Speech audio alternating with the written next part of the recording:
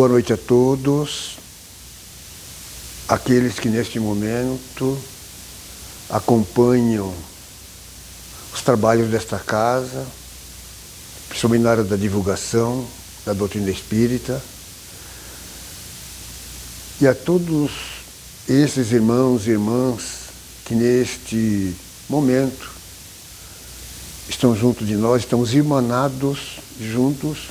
Nós rogamos que as bênçãos e a proteção de nosso Pai Celestial e as bênçãos e proteção de nosso Senhor Jesus Cristo possam estar presentes junto de cada um neste momento. Estamos de volta então e buscando trazer da nossa parte alguma contribuição. A nossa contribuição é sempre nesse sentido, no sentido do conhecimento, observando Jesus, quando nos dizendo da necessidade de conhecermos a verdade para que ela nos liberte, João 8,32, nos libertando da ignorância, do desconhecimento, porque não tem nada pior do que a ignorância. Quando nós ignoramos tudo aquilo que faz parte da realidade da nossa vida, quando nós ignoramos, nós vamos ter muita dificuldade. Porque o conhecimento é aquele que vai abrir as portas para a gente fazer, mas saber como fazer. Mas fazer as coisas no bem. Então nós estamos trazendo para a nossa reflexão um tema que a gente já viu em outros lugares. O Espiritismo explica e o cristianismo se aplica, até praticamente faz um verso. Então, quando nós pensamos assim que o Espiritismo explica, nós estamos entrando nesse campo, na área do conhecimento. Olhemos como ele é concernente à questão do conhecer a verdade para que ela nos liberte. Mas isso é tão importante, porque Oséias, no capítulo 4 ou 6, também já dizia a mesma coisa. Não da mesma forma, mas consubstanciando essa verdade que Jesus emana a partir dele. Então lá em Oséias está: o meu povo está sendo destruído porque lhes falta conhecimento. E nós sabemos que essa questão de destruição não é invasão de um poder de exército sobre um determinado lugar, também, mas não somente isso. O fundamento dessa palavra é para dizer que o meu povo está sendo destruído porque lhes falta conhecimento. E quando nós não temos o devido conhecimento, nós temos dificuldade de entender as coisas e entender aquilo que se passa ao nosso redor. Como é que nós vamos saber das questões, dos porquês da vida? Como funciona os mecanismos dessa parte tão importante relacionada à vida? Então, o Espiritismo explica, tanto que ele explica que ele está na ordem do Consolador. Porque a forma de consolar não é a questão de passar a mão na cabeça de alguém, não é tão somente isso. Também, às vezes, uma consolação de alguém que está com um problema, né? Um problema, uma ausência de um ente querido, uma coisa, aquele momento da saudade é difícil, tudo bem. A consolação, ela chega sempre em boa hora, e a fonte é sempre Deus, é Jesus. Mas a consolação maior que nós temos, como o Consolador prometido, ou Cristo Consolador, é no sentido de ele nos falar as verdades, de nos instruir. Porque quando ele chega até nós e se impõe com essas verdades, ele vai deixar bem claro que o ponto fundamental ainda é a imortalidade. Ninguém morre, nós somos eternos, nós somos filhos de Deus. E o Espiritismo explica isso com uma clareza muito grande. Porque Deus é eterno, é a eternidade suprema. E nós somos os filhos dele. Ele é o nosso Pai. Então, a partir daí, Jesus, através desse Consolador, ele vai dizer quem somos, a nossa origem, por que nos encontramos na Terra, porque aquilo que aparentemente parece ser uma morte, uma interrupção, como que se a vida terminasse no túmulo, mas ele nos traz outras informações da eternidade. Nós somos espíritos eternos. O momento que nós passamos aqui na Terra, ele é muito mais para fazer com que nós passemos e soframos essa evolução espiritual, para que a gente possa evoluir no campo das experiências, para que cada vez nós sejamos mais experientes em relação à vida. Porque estamos aqui na Terra como aluno no colégio. Estamos aqui na Terra como o aluno à frente de um educandário. Mas é um tempo. Nós temos um tempo para sair de onde nós estávamos e um tempo para cumprir com esse desiderato relativo à nossa realidade, à realidade de cada um de nós. Então o Espiritismo explica. Ele explica que nós somos imortais. Nós somos eternos, a vida não se interrompe. Aquilo que comumente se pensa ser morte, interrupção, não é. É apenas mudança de ambiente, mudança de um lugar para o outro. E de acordo com a nossa capacidade de méritos, quando nós não estivermos mais aqui, estivermos do outro lado, se nós tivermos méritos, nós vamos estar muito bem. Nós vamos estar muito bem. Mas quando a gente está, de certa forma, comprometido com as leis de Deus, nós sabemos que no nosso retorno a gente não vai estar muito bem. Não porque haja aí um princípio de vingança, de julgamento, de uma condenação, de forma alguma. Porque a cada um de nós, já dizia Jesus, segundo as nossas obras. É segundo as nossas obras que vai ser o nosso futuro próximo. Então o Espiritismo explica e o cristianismo se aplica. Porque na medida em que nós buscamos nos inteirar nessa fonte viva, nessa fonte, dessa água que descendenta a nossa consciência, nós vamos então, cada vez mais, nos convertendo a Jesus, nos convertendo ao Evangelho. Dessa forma nós vamos nos tornando cada vez um melhor cristão. Então, se o Espiritismo explica e o cristianismo se aplica, na forma de cristãos que nós deveremos ser, mas cristãos convertidos, então é claro que nós estamos aplicando os porquês da vida, mas acima de tudo sendo exemplo no meio social onde nós vivemos, na forma como a gente busca ser exemplo. De uma certa forma, assim, muito prática, nós sabemos que em psicologia nós somos seres imitadores. Nós somos seres que imitamos. E de que forma? Quando nós percebemos que alguém vai bem, é feliz, está muito bem, e a gente fica analisando por que essa pessoa ou essas pessoas, eles se sentem tão bem, são alegres, são felizes, o que é que eles fazem para ser dessa forma? O que acontece com eles para que eles sejam assim? Então, nós somos imitadores. E quando nós temos vontade de progredir também, quem de nós não está interessado na felicidade futura? Então nós começamos também a ver o que é que ele faz. E depois nós passamos então a descobrir que é uma pessoa religiosa, faz parte de uma religiosidade independente de religiões, independente até do espiritismo, independente de seitas, mas era uma pessoa que ele desenvolveu essa questão da religiosidade. E passamos a perceber e a entender também que religiosidade é integração. É integração entre o ser e Deus, entre o Filho e o Pai, entre nós e Jesus. Na medida em que nós buscamos fazer essa integração cada vez mais forte, nós estamos então nos convertendo verdadeiramente, principalmente a Jesus, porque é Jesus que está aqui no comando, aqui na Terra.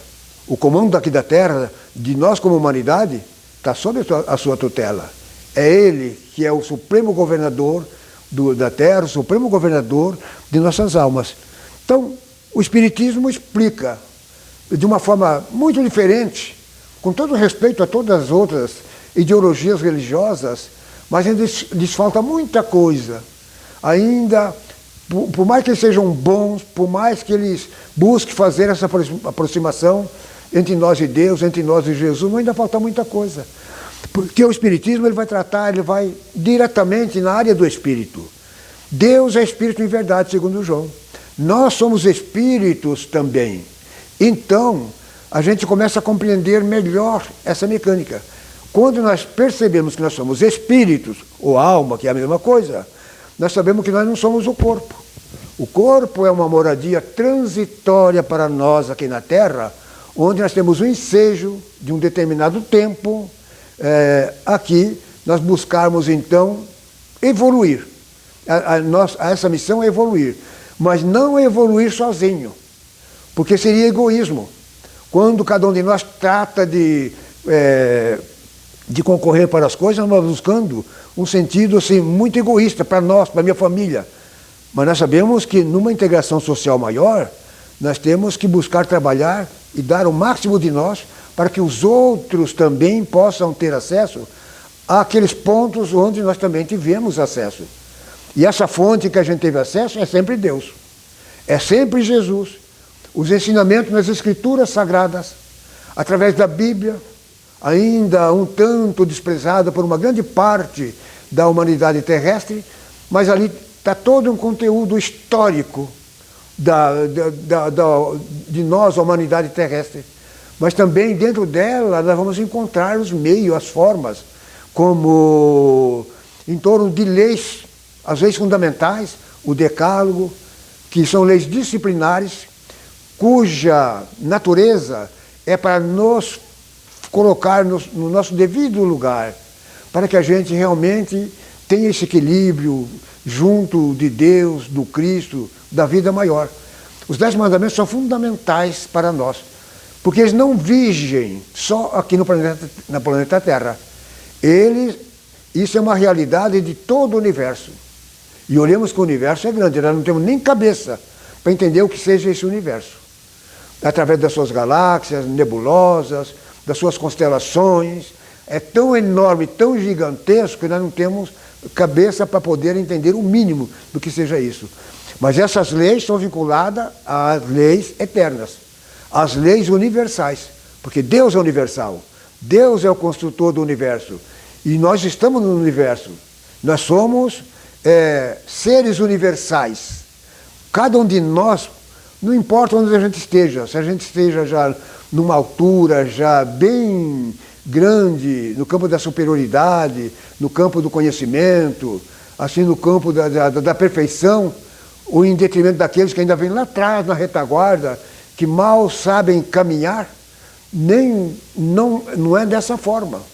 Mas nós que temos o conhecimento maior, fica mais prático para nós. Então, quando nós pegamos aqui, inclusive o Cristo Consolador, que está lá em João 14, né, de 15 a 17 e 26, então, nós temos isso porque é uma fonte bíblica. Mas ele também está exarado ali no Evangelho segundo o Espiritismo, no capítulo 6. Se me amais, guardai os meus mandamentos. Vejamos a profundidade. Se me amais, guardai os meus mandamentos. É como se tivesse uma parada com 2 pontinhos, né? Guardai os mandamentos. Porque se nós realmente amamos a Deus, a Jesus, se nós amamos, então é porque nós estamos guardando os mandamentos. Se me amais, guardai os meus mandamentos. Porque se a gente não guarda os mandamentos, nós não temos autoridade para falar que nós amamos a Deus, que nós amamos a Jesus Cristo. Se vós me amais, guardai os meus mandamentos. E eis que eu vos enviarei um outro Consolador, para que esteja eternamente convosco. O Consolador, que é o Santo Espírito, que a humanidade não pode ainda receber, porque não o conhece, absolutamente não conhece. Mas quanto a vós, conhecê-lo-eis. O Santo Espírito, que meu Pai enviará em meu nome, o que é o Espírito da verdade, ele vem para vos ensinar todas as coisas e vos fazer recordar o que eu vos tenho dito. Vejamos só, ele deixa bem claro que esse Consolador, que na verdade é ele mesmo Jesus, porque Jesus, ele já é o Consolador por excelência há 2000 anos atrás. Ele já traz toda essa consolação, já traz toda essa inovação, essa reforma espiritual para todos nós, esse meio de transformação. Imaginemos, 2000 anos, ele já é o Consolador. Mas o Consolador que ele está prometendo é para os nossos tempos atuais. Esse Consolador, ele viajou no tempo. Ele saiu do ano 0 da era cristã, do ano número 1, do dia número 1, e veio caminhando até chegar no ano 2025, nós estamos. Terceiro milênio, vejamos só, ele vem caminhando. Mas agora ele se impõe de uma forma cada vez mais evidente, cada vez mais de uma forma muito forte. Eu vos enviarei um outro Consolador, porque é o mesmo, mas acompanhando a lei do progresso, acompanhando toda essa trajetória que já estava inclusive profetizado, desse momento em que nós iríamos viver, com uma população mais densa, maior, porque aos tempos dele, a população girava entre torno de 170 milhões a 200 milhões, mas hoje nós somos 8 bilhões de criaturas. Vejamos o tamanho da carência e a necessidade que temos de ter contato com este Consolador. Porque o Consolador, que é o Espírito de verdade, que meu Pai enviará em meu nome, ele vem para vos ensinar todas as coisas. Atentemos bem, não para ensinar algumas coisas, algumas poucas coisas. Ele vem para nos ensinar todas as coisas. Porque esse Consolador para nós, que é o advento do Espiritismo, que naquele 18 de abril de 1857, ele chega até nós com 501 questões. No 18 de abril de 1547, ele chega com 501 questões. Aí a gente fica pensando, por que ele não chega com as 1019 questões? Porque tudo tem um tempo. A estrutura divina, ela sabe como trabalhar essa questão de tempo. O momento certo e a densidade demográfica das pessoas no planeta, que naquele tempo era menos e que vai aumentando, a necessidade, na medida em que aumenta a densidade demográfica, então o atendimento precisa ser mais ainda, numa quantidade de respostas para as perguntas cada vez mais. Porque no 18 de março de 1860, o Livro dos Espíritos está totalmente refundido, com as 1019 questões. Então ele vem para nos ensinar todas as coisas. Gente, ensinar todas as coisas é tudo. Não tem pergunta que nós façamos que não é respondido. Porque essa elaboração das obras básicas, mas nos atendo mais aqui agora na questão do Livro dos Espíritos, Allan Kardec, foi praticamente aquele que estava aqui na Terra para transcrever. Ele foi praticamente um meio, um médium entre os benfeitores da verdade, essa equipe da verdade coordenada por Jesus, né? E ele, Allan Kardec, ele estava aqui para exatamente traduzir em obras tudo aquilo que já estava sendo elaborado no mundo espiritual. E essa elaboração se deu através de reuniões, muitas reuniões no espaço sideral, onde Allan Kardec, nos momentos em que o corpo descansava aqui, ele estava presente na reunião através de desdobramento. Ele não faltou às reuniões. Não há como se pensar que ele estava aqui totalmente isento de não estar integrado à equipe da verdade. Totalmente integrado. E essas perguntas e respostas que foram elaboradas lá, não foi Allan Kardec que elaborou, foi o conjunto em si, analisando a cada um de nós, do tamanho da nossa carência, no campo da indigência ainda, no tamanho da nossa indigência, da nossa ignorância, da nossa fragilidade, da nossa ainda dificuldade que temos. Então, eles sabem da forma como estamos no contexto. Numa média, eles sabem, entre o menor e entre o maior, entre a involução ainda que está começando a acontecer como evolução, mas também a evolução.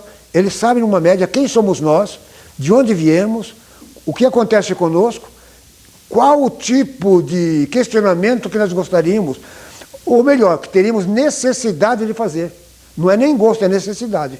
Então ali acontecem, então, as perguntas elaboradas por eles, trabalhando a nossa mente, trabalhando a nossa capacidade mnemônica, mental. Então eles trabalhando, então, ele sabe qual tipo de pergunta que nós íamos fazer e que aqui na Terra nós não teríamos condições de fazer. Não teriam respostas imediatas. Mas o livro dos Espíritos ele traz todas as questões e todas as respostas. Está aí muito bem elaborado, muito bem respondido. O Espírito de verdade, que meu Pai enviará em meu nome, ele vem para vos ensinar todas as coisas, o que nós pensarmos. E uma grande parte de tudo isso, quando não tudo isso, está já contido nas Escrituras Sagradas. Ao longo do tempo já estavam ali, também, não eram por acaso que elas estavam ali também. E grandes equipes de grandes legiões, sabendo que a Bíblia Sagrada, o tamanho da repercussão que ela teria no futuro.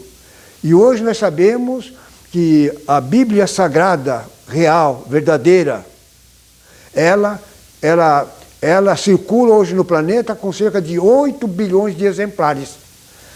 Eles, como são oniscientes, sabendo como as coisas vão andar, é claro que ela teria que ter um controle, ela teria que ter uma supervisão, ela teria que ter todas as instruções que nós precisaríamos também. Então, não é por acaso que muitos dos sacerdotes do passado, começando muito lá atrás, os profetas maiores, os profetas menores, comentando, porque a função do profeta, a missão dele, principalmente dos maiores ainda, era porque nós tínhamos carência, nós tínhamos necessidade, nós tínhamos, muito de nós já um pouco mais avançado, não é o meu caso, mas se alguém estivesse avançado, é claro que ele ia questionar alguns valores que ainda, naquele momento, não eram podiam ser respondidos. Então, eles já estavam zerados na Bíblia. Muitos desses profetas já traziam. O quê? Como nós deveríamos agir, como agir, o fazer e como fazer. Então, peguemos aí, por exemplo, um Isaías que já anunciava Jesus, 750 anos antes de Cristo, ele já anunciava Jesus, o nascimento, o que se daria. Nós pegamos aí um Miqueias, né? Também em torno de uns 700 anos de Cristo, já dizendo até o lugar que ele ia nascer. E tu, Belém, Eufratas, embora pequena dentre as grandes de Judá, de ti sairá aquele que será o rei. Israel, no caso, a humanidade terrestre. Então, pegamos aí um Jeremias. E o Jeremias, ele era assim muito rigoroso naquilo que ele comentava. Ele era um espírito assim nobre, mas muito sensato. Ele não estava para brincadeiras aqui na Terra. Então, o conteúdo que ele trazia para nós, para o nosso ajustamento aqui, para que a gente um dia pudesse entender o que o Espiritismo explica. E nós agora, como cristãos, como que nós vamos aplicar isso? Então, quando ele trazia todo esse cabedal de conhecimentos, de necessário para nós, o que é que nós faríamos com ele? Nós simplesmente os matávamos. Nós não estávamos muito interessados, numa média. Talvez alguns tivessem, mas uma grande parte não estava. Nós estávamos voltados mais para o mundo, que de braços abertos, nos oferecendo os prazeres, as coisas, né? O poder, o dinheiro e muita coisa mais, né? A subjugação sobre os mais fracos. Então, muitos de nós estavam interessados nisso. Aquilo que Jeremias trazia estava dentro das leis, e era para nos colocar no nosso devido lugar, diante das leis, porque essas leis são leis de causa e efeito, são leis de ação e reação. Aquilo que nós fazermos, ela vai criar uma repercussão, uma ação, e nós vamos ter que responder por isso. Causa e efeito, porque aquilo que no futuro vai acontecer para nós, vai acontecer como efeito. E muitas vezes um efeito que a gente não vai gostar. Talvez um efeito que vai trazer coisas ruins para nós, porque ela vem como corrigenda muitas vezes, né? Então, o que nós faríamos, a maior parte de nós fez com esses profetas, esse meio, que eles eram os canais entre a estrutura de Deus, mas na verdade é Jesus, porque Jesus sempre deixou bem claro, ninguém vai ao Pai senão por mim. Eu sou o caminho, sou a verdade, sou a vida, ninguém vai ao Pai senão por mim. Eu e o Pai somos um. Nessa linha de pensamento nós somos um. Então, o encargo aqui na Terra está para Jesus. É Ele que é o Supremo Governador. Então, tudo aquilo que os profetas faziam, porque estava no programa. no projeto de Jesus, tudo aquilo que eles diziam estava dentro da missão de cada um. E o conteúdo que eles traziam aqui para nós, na verdade, nem sempre era muito agradável, porque era no campo disciplinar nosso, no campo da nossa conduta, no campo do nosso comportamento. E então nós, a maior parte, e eles insistiam, nós os matamos. E muitos apedrejamos. Olhemos bem, Jesus ali nos seus últimos dias, ali em Jerusalém, à frente do templo, e ele dizendo: Jerusalém, Jerusalém, que matas os profetas que te foram enviados, e que apedrejam também aqueles que foram enviados. Quantas vezes quis eu vos fazer como a galinha faz com os pintainhos, agasalhá-lo debaixo das suas asas. Quantas vezes eu quis fazer isso, como a galinha vos agasalhar, mas vós não quisestes. Então os dias de sofrimento virão no futuro, não com essas palavras, mas exatamente isso que tinha que acontecer. Então vejamos quanta coisa bela, quanta coisa boa, quanta coisa importante nós podemos tirar das reais e verdadeiras Escrituras. Porque a partir dela, porque nós não temos outra forma de conhecer Deus se não for através da Bíblia. De onde saiu Deus para nós, né? Da onde saiu Jesus, se não da Bíblia? Os profetas, as premonições, de onde saiu? Quando nós pegamos no Novo Testamento, de Mateus, Marcos, Lucas e João, até no Apocalipse, de onde saiu isso? Mas Allan Kardec, em O Evangelho segundo o Espiritismo, ele praticamente está tudo condensado ali. Está tudo condensado a nosso favor. Então vejamos como é interessante, né? Quando eu peguei esse tema, uma amiga nossa, lá do estado de Minas, Isabel Salomão, o dia que eu vi esse tema, eu coloquei na nossa lousa, nós temos uma lousa lá, eu coloquei lá. O Espiritismo explica, e o cristianismo se aplica. Ou nós aplicamos o cristianismo, só tem duas prerrogativas para nós, a humanidade. Ou nós aplicamos o cristianismo, ou nós aplicamos o cristianismo. Se nós quisermos ter tempos melhores que os de hoje. Nesse momento, o mundo, a humanidade que está em plena ebulição, em plena convulsão, sofrimentos, dores, guerras, doenças, enfermidades, o tráfico das drogas, o armamento cada vez mais poderoso, arma sofisticada para matar, mas isso não tem nada a ver com o fator cristão, de forma alguma. Então, a gente vê então que realmente, que se a gente quiser ver dias melhores, porque eles vão chegar, independente, porque se eu falhar, o outro falhar, independente dessa falha, ele vai acontecer. Porque os desígnios de Deus não dependem dos homens, não depende de nenhum homem. A lei dele está exarada no Decálogo, no Antigo Testamento, no Novo Testamento, no Consolador, porque o Consolador é a expressão do Evangelho, o Evangelho é a expressão de Jesus, o Jesus é aquele que, se nós o quisermos conhecer, a sua biografia, ou a sua grafia sobre ele, é claro que nós vamos ver isso onde? No Evangelho. E o Evangelho, para nós, é o manual de instruções.